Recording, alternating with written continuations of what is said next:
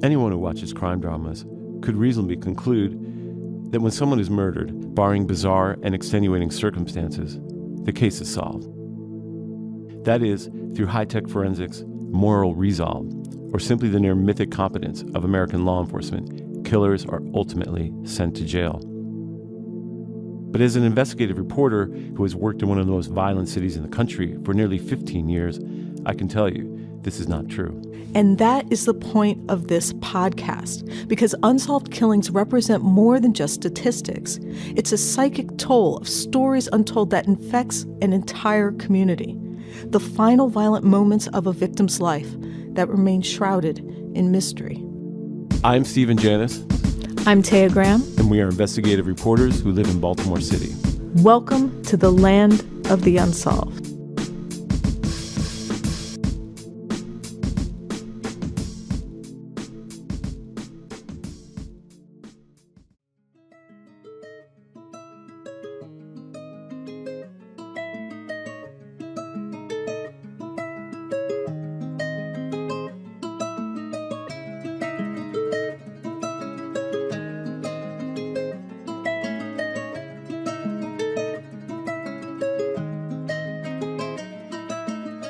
Welcome back to the Land of the Unsolved, the podcast that explores both the evidence and the politics of unsolved murders and mysterious deaths in Baltimore and beyond.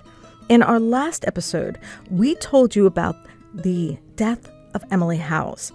Emily was last seen leaving Baltimore's Fells Point neighborhood with a young man she had just met. The next morning, her body was found in a dumpster in the basement of the Park Charles, a Mount Vernon apartment building. The dumpster was attached to a trash chute connected to the upper floors of the building. At first, police could not identify the young woman, but shortly after the gruesome discovery, a police officer observed a young man carrying a plastic bag out of the lobby of the building. It turns out, in the bag were the belongings of the person whose body was lying in the dumpster, Emily Hauze. And that is where we pick up this story, because that encounter led police to question the man for several hours, an interview for which we have a transcript and will be sharing it with you shortly. But first, I want to introduce my guests who will be taking us through this investigation and review the evidence that we have gleaned from a very reliable source, the criminal case file which we obtained. In it are hundreds of pages of documents, interviews, and of course, an autopsy report. But there are also some things that are left out, which is why I'm joined by investigative reporters Jayne Miller and Stephen Janis to review it. Thank you both so much for joining me. Thanks for having us, Taya. So first, Jayne, what strikes you as the most critical question after reading through the case file? Well, I mean, there's a big gap here in terms of knowing exactly what happened. And so what do we know? What we know about this case is that we have this young woman who was out partying and met a man, a guy at the party, and the two of them are, have had a number of drinks, et cetera, and they end up going back to his apartment, which is in the building where, the trash chute is. And so we know that she's in the building, and we know she's in the apartment. The man's roommate saw her come into the apartment. And so the story of the man is that at some point they were in bed, and at some point she said, don't go anywhere. I'm going to the bathroom. And that was it. It's the last time, of any trail of her. And so what happens next is we presume that's sometime between 2 a.m., after 2 a.m. The next thing that happens in this case is that a little after 8 o'clock in the morning, the maintenance person for the apartment building finds the body of a young woman in the trash bin that is below the trash chute of the building. And that turns out to be the very same woman, Emily Hauze, who had gone out for partying, came back to the apartment with this guy she met, and ends up dead in the trash chute. So there's a big gap in terms of how did she get there? Did she get into the chute by herself? Did someone put her in the chute? Did she get into the trash bin some other way? There's no video in the building. At that time, there were no cameras in the building. This happened in the middle of the night. There's no witnesses to what happened. So the biggest question is, what happened. How did she get into that trash container? It's really the compactor. So she also, the other thing that I think is really important to note here is that in some ways, trying to link and identify and track injury is a little difficult because she was injured also by the compactor, even though it may have been post-mortem, as the autopsy points out. But there was, a contact with the compactor that also caused significant injury. So in terms of being able to say, oh, that was caused by the fall and that was caused by whatever, that could have been a little bit difficult because of what happened once the body was in the trash compactor. Baltimore has this history of having these cases that are like, what? It's so you have a young woman who's out partying at night and, says she's going to the bathroom and ends up in the trash bin, in the trash compactor, which is not like, one doesn't lead to the other. The apartment's, the bathroom's in the apartment that she was in. The trash compactor is down the hall, or the trash chute is down the hall. The chute itself this isn't like a regular door. Anybody that lives in an apartment knows what we're talking about here. Very small door, opens from the top, like 18 by 20, something like that, and is intended to put your trash bag in, not to put yourself in, simply by the construction of it and the way it's constructed. And so to get a better grasp of the questions, I will read from the transcript of the interview with the last person to see Emily alive. Now, just to be clear, we are not sharing his identity because he was never considered a suspect by police, nor was he charged with anything related to Emily's death. We are simply sharing this transcript to answer the questions both Stephen and Jayne have raised. How exactly did Emily end up in the trash chute? And what, if any, clues could explain her untimely death? All that coming up on the Land of the Unsolved. Hey, this is Taya Graham from the Land of the Unsolved. If you enjoy our podcasts and would like us to investigate even more cases, consider supporting our work by either subscribing on our Anchor page, or you can also buy one of the books Stephen and I wrote that are available on Amazon and a variety of other websites. Why Do We Kill? The Pathology of Murder in Baltimore, written with former homicide detective Kelvin Sewell, and You Can't Stop Murder, Truths About Policing in Baltimore and Beyond, also in collaboration with a former detective and guest on our show, Stephen Tabling. Or if you're in the mood for a fictive take on how Baltimore's struggle with violence and aggressive policing has affected the psyche of the city, I recommend you pick up This Dream Called Death, a book Stephen wrote while he was covering the city's failed attempt to implement zero-tolerance policing and how he reveals the truly corrosive power of that policy by casting it into an alternate reality where the mind and our dreams become the new frontier for government surveillance.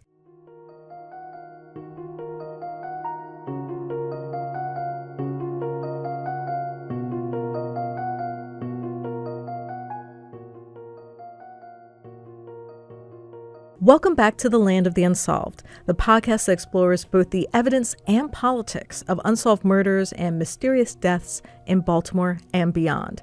Today, we're on the third part of our four-part series on the death of Emily Hauze. As we discussed before, police were at a loss to explain how Emily ended up in a dumpster in the basement of the Park Charles apartment building. At first, they couldn't even identify her body.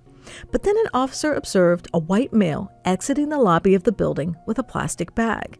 In it were the belongings of the woman they could not identify, Emily Hauze. That is why police decided to interview the man, who they learned was the last person to see her alive. It's an interview we can actually share with you. That's because we have the transcript, which I will read from. But first, we want to explain why we are not identifying this person. That's because police never indicated he was a suspect, nor was he ever charged with a crime. And so now, here are the excerpts of that conversation, which I will read. Before I start, I want to warn listeners that some of the details of this transcript are graphic and might be disturbing. We have limited them as much as possible. However, we felt it was necessary to include at least some of the questioning only to give a fuller picture of what transpired during the interview.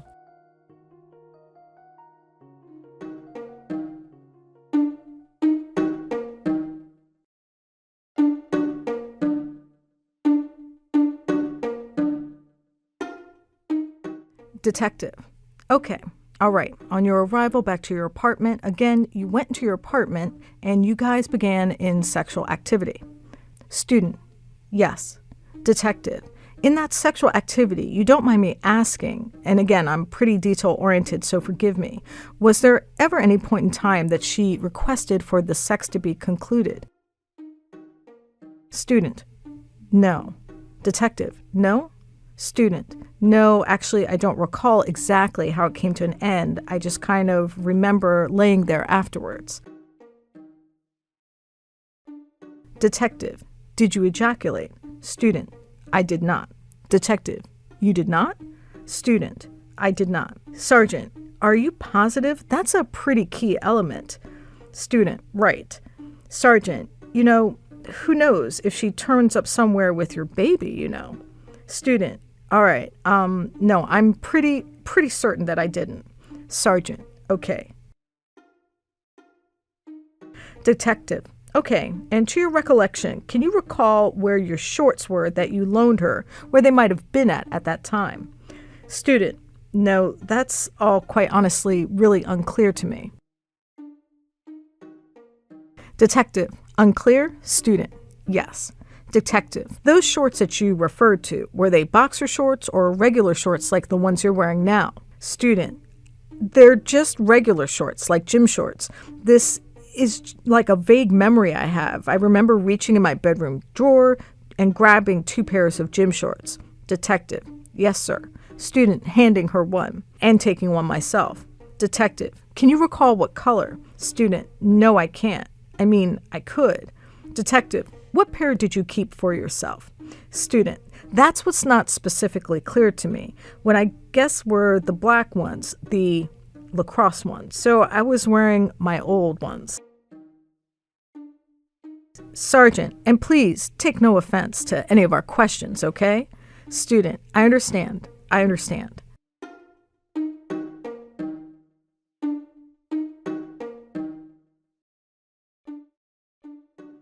Detective, referring to your apartment when you directed us to the apartment. When we responded with you in plain view, there was a bottle of some medical lidocaine. Student, yes. Detective, now I'm not privy to medical information as far as descriptions, but lidocaine is something that's oral or something that has to be injected? Student, injected. Detective, injected. Okay. Student, it's like a numbing that you have before a local procedure. The doctor will inject a little bit of lidocaine and numb the area. Detective, and I took notice that this was actually on your living room table. Student, yes.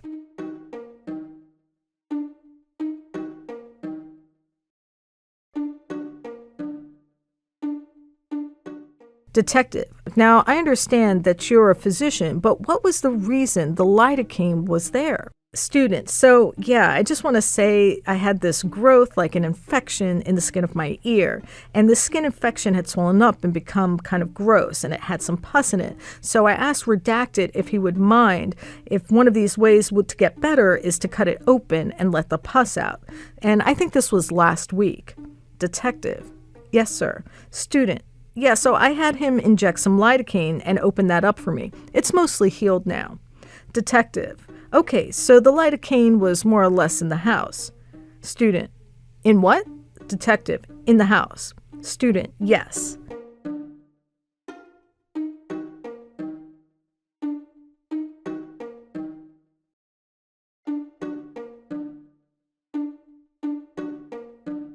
Detective, okay, so I took notice that in close proximity to the lidocaine, there were some rolling papers. Do you smoke?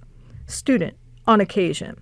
Detective, now when I say smoke, I'm a little street-oriented. So when I say smoke, I could refer to cigarettes or I could refer to marijuana. But for the purposes of our encounter, are you referring to cigarettes, tobacco, or are you referring to marijuana, if you don't mind me asking?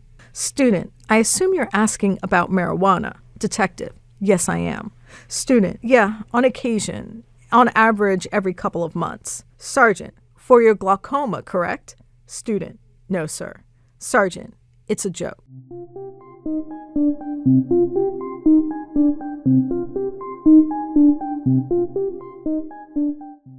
Sergeant, you taking any other drugs, illicit drugs or anything? Student, at no point, no. Sergeant, that you or Emily participated in last night? Student, no, it's nothing, and we certainly drank a lot, but to my knowledge there was nothing else. Sergeant, okay. Sergeant, so the entire time this young lady Emily was more or less involved with you. She was in your presence between the bar and your apartment, is that correct? She was in your company. Student, between the bar and our apartment, yes. Detective, okay. Detective, and so as far as what's to say, while at your apartment, again, there was no one else that came inside your apartment while you were there with her. Student, correct, to my knowledge. Detective, and upon waking up this morning, you had no knowledge as to where she went? Student, right, and just to clarify, Detective, please. Student, my roommate was home already, but no one else came into the apartment, to my knowledge.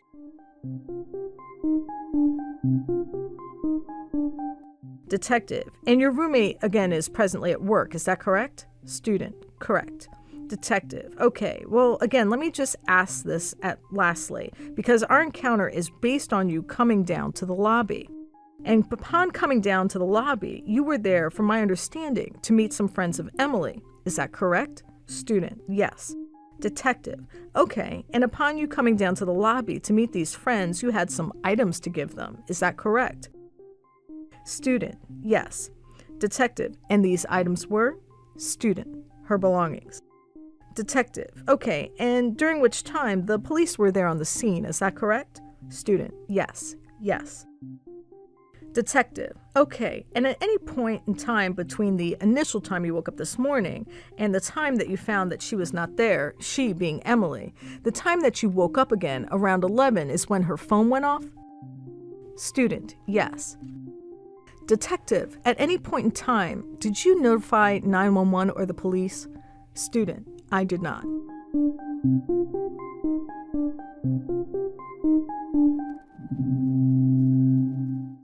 Detective, okay, but did it strike you as bizarre that she was not there?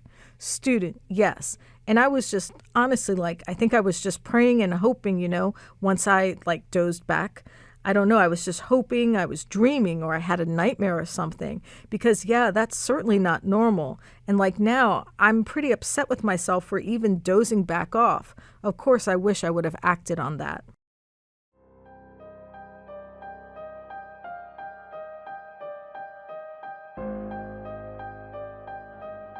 Detective, why were you alarmed, more or less? Student, what's that? Detective, why were you alarmed when you woke up and she wasn't there? Why were you actually alarmed? What startled you? Student, just because I remembered that she had come home with me. And I don't know, it's not normal that she would be gone a few hours later when I woke up, for sure. Sergeant, and just her being gone was strange, or would anything make it even stranger?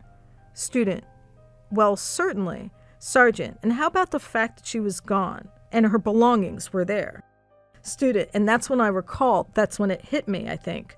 Sergeant, so the odds of the female that you had a great time with last night being butt naked, leaving your apartment to try to find her way home, what kind of odds do you think that would be? Have you ever seen any other naked girls wandering in your apartment building? Student, I would say. Sergeant, the streets of Baltimore? Student, no. Detective, ever in your life? Student, no.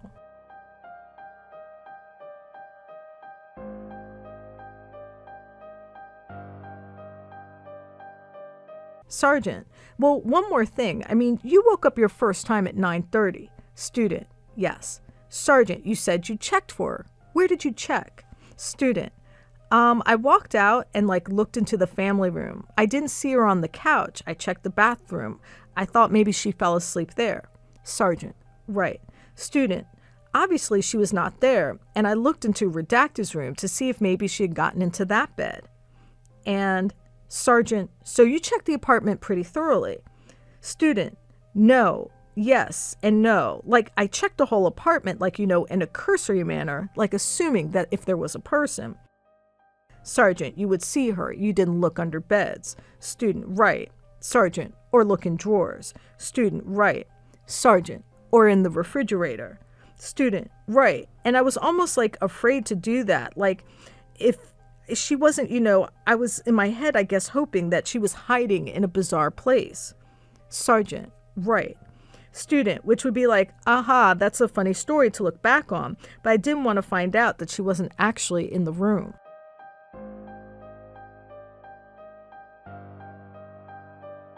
Now, the whole time you were in her company last night, what was her mental state? What was your mental state? Describe the time you guys were having. Student, yeah, everyone was like really happy, having a good time. And I don't know, I'm a very like happy person. And like the one new friend Redacted commented on how I was always laughing. She said, bring me around because you always laugh at my jokes or whatever.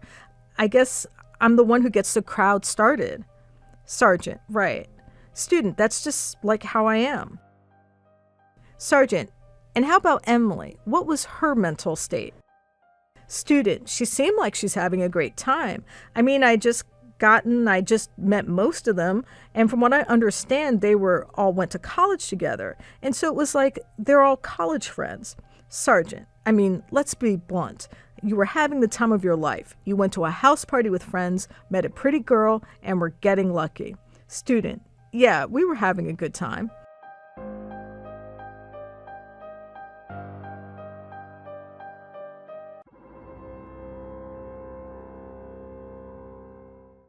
Sergeant, single guy? Student, yeah. Detective, you said you searched the interior of your apartment. Is that correct? Student, the what? Detective, you searched the inside of your apartment, the interior. Student, yes. Detective, did you ever respond outside to check? Student, I opened the door and peeked my head out, and there's nothing to see. Detective, you'll never go outside your building to walk around the building or the neighborhood? I understand that you have a person that works at the front desk. Did you ever speak to the desk person? Student, not until I came down and all the officers were there. Detective, okay. Student, and that's when I said, Detective, but prior to this, you've never done so. Student, correct. Sergeant, at any time last night or this morning, did you ever throw out any garbage? Student, no. Detective, you're sure? Student, yes. Detective, when was the last time the garbage had been dumped from your apartment? Student, earlier this week. I think Redacted did it. We had a bag that was just about full, and I remember weird things, so we took it out, and we put a new bag in the canister, but then left the older one. Because sometimes there's more room you can fill in there, and I think we were using that, and then I think one day I came home and assumed Redacted had pitched it.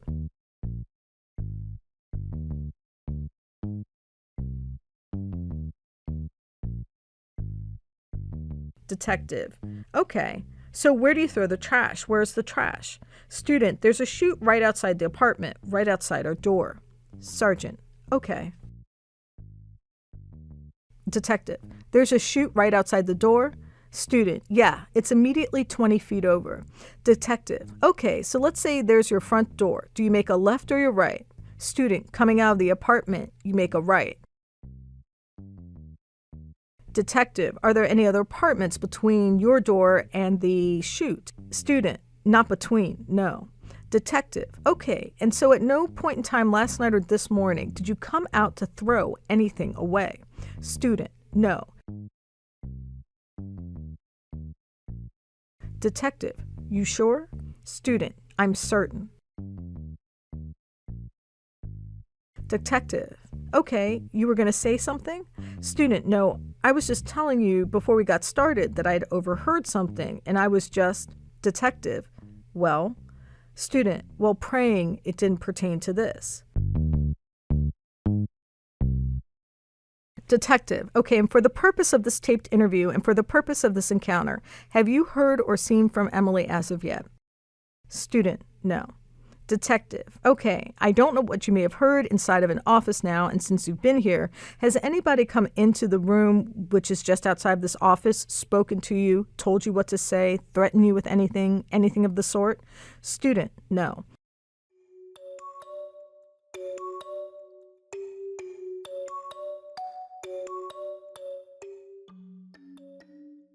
It's been brought to our attention that the remains of a young lady have been located at the vicinity of that building. Student, remains as in no longer living? Sergeant, deceased. Detective, the person, she's no longer living. That is a fact. and that person, the remains appear to be consistent with that of the individual you described.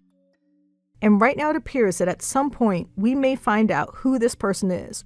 And if that person is in fact probably a person by the first name of Emily, the last person that was with her may have been you. Sergeant, well, may have been from your own words, you were the last person. Student, to my knowledge, yeah. Sergeant, to your knowledge in the apartment? Okay, well, sir, right now, unfortunately, we're investigating a suspicious death, and I would hope that everything that you've told myself and the sergeant has been the truth. Student, yes. Detective, I would hope. Sometimes in this profession I've been wrong, and I've asked such young people as yourself to tell me the truth. Now, if there was something, sir, that unintentionally occurred, let's say that young person, this Emily, between yourself or anyone else and Emily, speaking about you specifically, I implore you, this ain't TV. This isn't the movies. I'm not looking to make a book, nor is my partner here. I'm not here to disrupt your life any more than it may have been from this point on. However, as a man, as a prudent individual with enough sense, because this person, Emily, has a family. Student, yeah. Detective, had a family. Student, of course. Detective, now if something happened that was unintentional, whether it be, I don't know, lovemaking, drugs, whatever the case might be, I don't know, I wasn't there, nor my partner here. However, allow us to work these things out right now. Student, I completely understand what you're saying. Detective, let me ask you flat out. If this young lady, Emily, and you were the last person, based on our investigation right now, that this was in fact this young lady, the very last person, there is no way. Student, I couldn't have been the last person with her. Detective, let's say that someone out in Baltimore City is walking around with a naked young lady and her belongings are back at your apartment up there at Charles Street. Well, let's just say for the purpose of this investigation, she was in fact with you. And I'm going to ask you flat out, did you do any harm to that young lady? Student, in no way harmed her. I'm serious.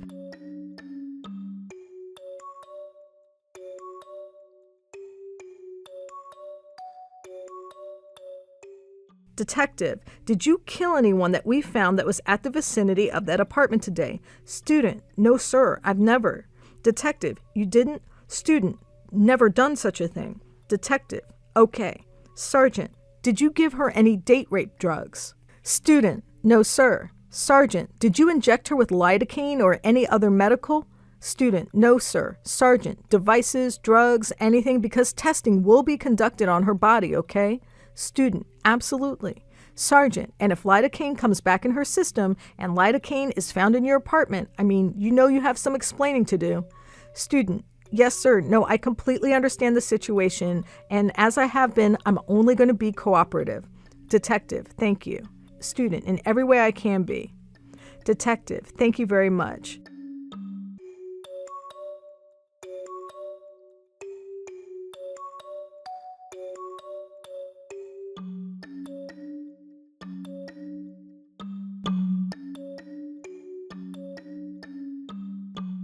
Sergeant, I don't know if you directly answered the question. Did you provide Emily with lidocaine last night? Student, no. Sergeant, did you inject Emily with anything? Student, no, sir. Nothing. No, I didn't, honestly. There was no foul play, nothing at all.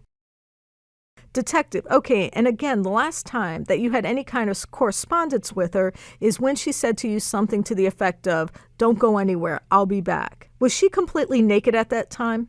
Student, I believe so, yes. Detective, okay, and you haven't seen her since? Student, I have not. Detective, okay.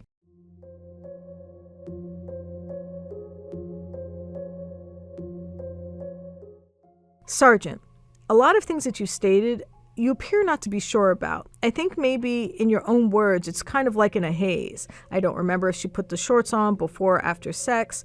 It's something that comes to mind that you're unsure about. Could you be unsure about anything else? Student, no, I think those things I've been unsure of, I've said that. Sergeant, could you be unsure if you accidentally hurt her in your apartment? Student, no, I couldn't. And I know there's no substance or, alcohol that would make me harm anyone, but specifically her. Sergeant, I'm not saying it intentionally. Student, I understand. Sergeant, so you choose not to call 911 from a cell phone to report a girl that you had a sexual encounter with missing with her belongings still in your apartment, but you choose to bag them up and, pardon the phrase, almost discard them as trash. To walk them out to give to her friends to say good luck finding your naked friend? Student, no, not at all. This all happened so quickly. I was like, yeah, I'd come here and I figured we'd talk, and then to see there was a police car parked outside our building, so I figured if I was going out there to meet them, I would be able to talk to the police officer. Sergeant, so what do you think could have happened to Emily from the time you see her naked telling you, don't move, stay right there, to exiting your bedroom naked? I mean, now think outside the box. What happened to where we could find her deceased this morning? Student, I can't even imagine. Sergeant, just think about it. Student, I mean, she could have wandered outside of the apartment, wandered outside of my specific apartment. Sergeant, what do you mean wandered outside, as been in the hallway? Student, yeah, I mean, truthfully, I assumed she would be coming right back. Detective, so is there anything else you might be able to think of that may be able to assist us in part? And obviously, we're going to try to find out whether or not the remains of this young lady is Emily, but hopefully we're wrong. Is there anything you can think of that might be able to assist us in finding out about her whereabouts or what might have happened to her? Student, nothing comes to mind. Student, I can't even imagine. I'm sorry I wasn't able to give a better hypothetical. I can't. I assumed she would walk back into the bedroom. Detective, okay, so when you woke up, Emily wasn't there at all. Student, correct. Detective, well, what did you do from that point? Student, I got up, I looked around. My heart was racing because I had no idea where she would have gone. I looked around the apartment. I freaked out, and I was texting redacted, hoping that maybe, on his way to work or something, she had gone straight to the bathroom and said, can I get a ride home, or something like that. And he was like, no, I'm pretty sure she was still there when I left. And yeah, then I think I was just laying on my bed texting him, and I kind of dozed back off. And that's when I woke up for good around 11, and I was like, oh my goodness, her phone had been ringing.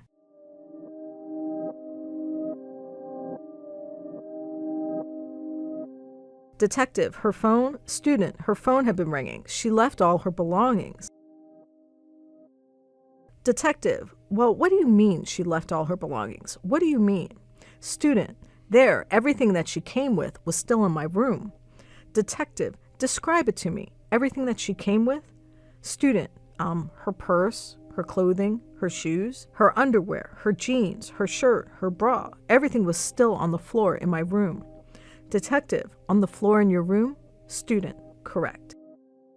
Her phone was in her purse, which was near those things, near her shirt by my nightstand, and it was vibrating, so I woke up to that.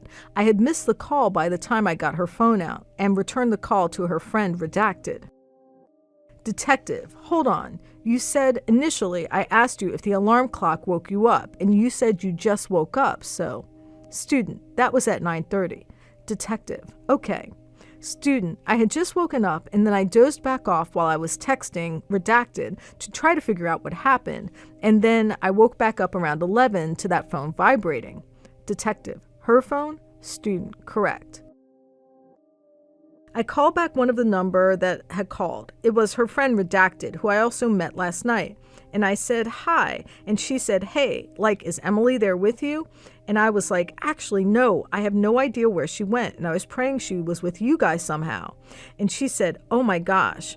And I was like, yeah, is this ever happened before? Does she sleepwalk or anything like that? And she said, no, this has never happened before. Do you want me to just keep talking to you guys?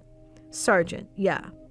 She said, okay, well, I'm coming over there right now. Where do you live? Or whatever. And I was like, all her things are still here. And she's like, okay, we'll get her things. And I just said, okay. I hope that in the meantime she would be lying out, somewhere else. I checked the couch, hoping maybe she wandered and slept back there. She wasn't there, so I got her things together, and I was just going to wait and try to make some calls and see if anybody had any idea. And then I saw the officers in the lobby. And so right away, I was like, well, these are the right people to speak to. Detective, You seem to be a prudent-minded person. At any point, did you notify authorities? Student, no. Detective, no. Student, I did not.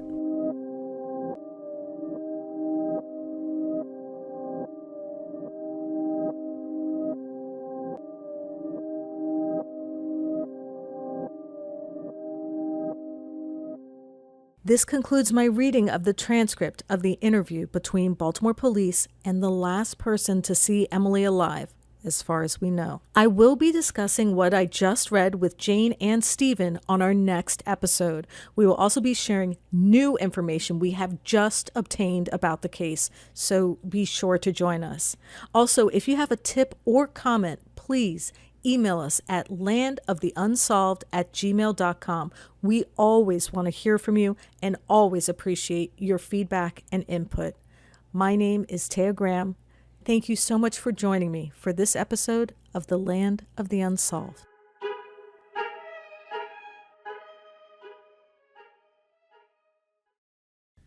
Thank you so much for watching the Real News Network, where we lift up the voices, stories, and struggles that you care about most.